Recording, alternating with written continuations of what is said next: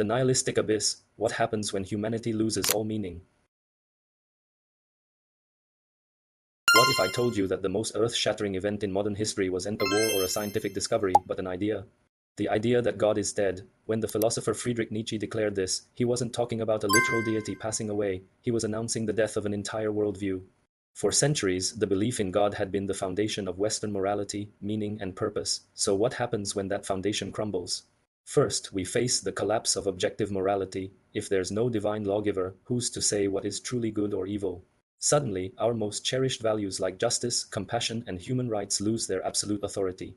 They become human inventions, fragile and open to question. This leads directly to nihilism, the terrifying realization that life might have no inherent meaning, purpose, or value. It's like floating in a dark, empty ocean without a compass. This is the nihilistic abyss. Next comes a profound existential crisis.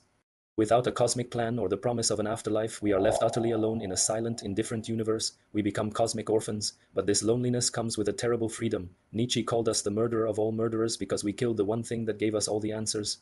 Now, the burden of creating our own meaning falls squarely on our shoulders. This freedom isn't liberating. It's crushing. We have to build our own purpose from scratch, a task that can feel impossible. On a societal level, this loss of a shared story causes fragmentation. Religion once acted as the glue holding communities together with common rituals and beliefs. Without it, society splinters into competing factions, each clinging to a new, makeshift god, be it nationalism, political ideology, or even consumerism. Nietzsche warned that the shadow of God would linger for centuries. Even in our secular world, we hold on to values like equality, forgetting they were originally rooted in a divine concept. But Nietzsche didn't leave us in despair. He saw the death of God as a monumental opportunity. It clears the stage for a new kind of human, the Bermensch or the Overman. This individual looks into the abyss of meaninglessness and doesn't flinch. They reject the old guilt-ridden moralities and embrace life in its totality, both the joy and the suffering.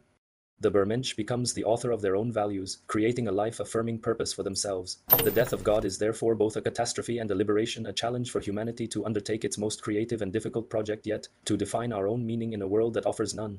What do you think? Is this our greatest challenge or our greatest opportunity?